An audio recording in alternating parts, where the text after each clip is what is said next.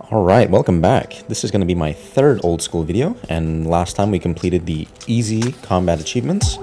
Today we're going to be graduating to something slightly more serious and going to be tackling the medium combat achievements. Starting out the clips with some KBD, got a handful of medium combat achievements here.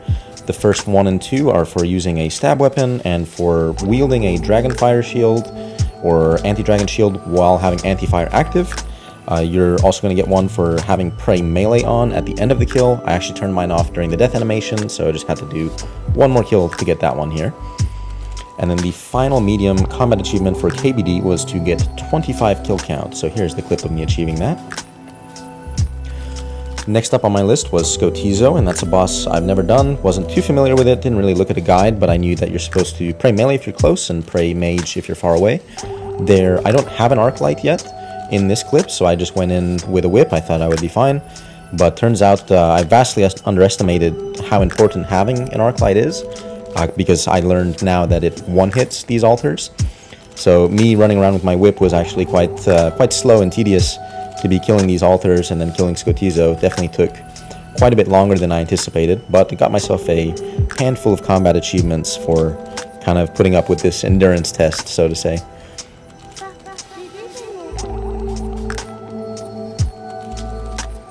Alongside getting the kill, I believe you're guaranteed to get a Arclight shard, that was my third one, and that actually allowed me to go ahead and make my very own Arclight, which I had to use in the very next combat achievement. The next combat achievement was again at Skotizo. There is one for killing the boss while wielding a Demon Bane weapon, and here it's very cool to see how it one-hits the altars, but I guess I have to look at the mechanics a little bit more in depth, because I felt like the altars in this kill were spawning just constantly, so I felt like I was just constantly running around the room killing altars, so it didn't really feel like it sped up the kill to have the arc light per se, but it worked well enough to get the medium combat achievements finished. And for the next time when we tackle the harder achievements, I will definitely do my research on the boss mechanics. Here are just a couple quick tasks to kill a few Slayer creatures. I had to boost my Slayer level by 5 to kill a brutal black dragon. I actually underestimated how long it would take, so I had to run back to the GE, buy some more pies, make my way back to the catacombs, and realize that someone else was killing the dragon that I was originally killing. But funny enough, this guy actually managed to finish it off, and it did count for my combat achievement, so shout out to this guy. That was a bit of a funny way to get this one achievement here. Next Slayer creature was a Karask, so just put on a leaf-bladed battle axe, and nothing too special here. And the next Slayer creature, this one was a disaster. This is a gargoyle where I forgot my rock hammer, so I made my way after killing the brutal black dragon and the Karask to the Slayer tower, started to kill this gargoyle, realized as I'm killing it that I don't have a rock hammer, and I asked someone here if I can borrow their hammer for 100k, because I'm very lazy to go back and bank, and fortunately this guy was kind enough to take me up on this offer and gave me his rock hammer for 100,000 Gillinor pennies here. So again, shout outs to this guy.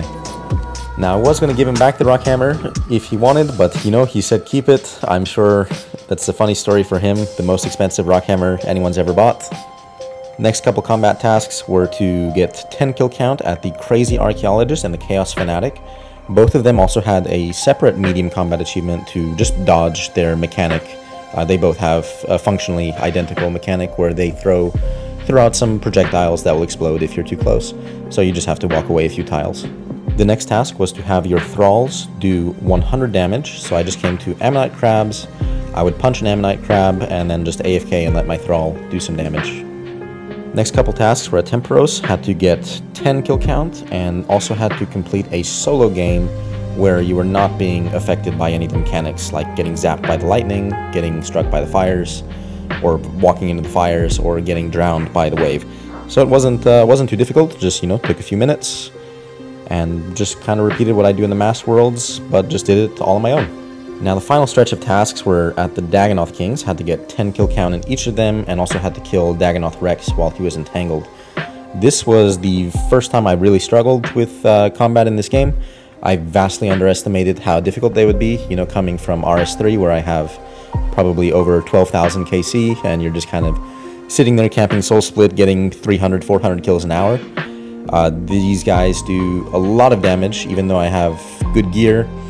Was not aware of the mechanic on how to offset the range and mage projectiles coming my way, so I was taking a lot of damage early. Finally, I did manage to find a little groove and, you know, could kind of get a few kills on each of the bosses before having to bank. So this ultimately took about 4 trips to complete. I ended up having 9 kill count on each and having to bank for the very final melee kill here on Supreme. So I just came back with some random gear and just said, you know, I'll eat through the mage attacks and just kill this guy as fast as I can. That said, that wrapped up the medium combat achievements. So here we go. Here is my combat achievements overview, and there we go. The easy and mediums is all greened out, and that's looking pretty awesome. Now I feel like I've got my account in a pretty nice place overall, you know, completing up to the medium tier of combat achievements, completing all of the hard diaries, completing the quest cape, having the base 70 stats. I feel like I have myself really a solid mid-level account right now. So that's definitely pretty fun, pretty exciting, what the potential is from here. I think some future goals, especially before tackling the hard achievements, I definitely want to get my combat levels up, probably to about 80 or 85. I feel like that'll make a noticeable difference. And I think the other goal I want to go for is just to go for base 80s in all stats, just because I think, you know, that'll provide me a lot of utility, especially when you're looking at some of the future Slayer bosses coming up. So just another good metric of progression when you can get all your stats up kind of at the same time. So before I tackle the hard achievements, the next old school video I make will probably be more of a progress style video en route to 80+ base stats. So thank you so much for watching, and I will see you next time.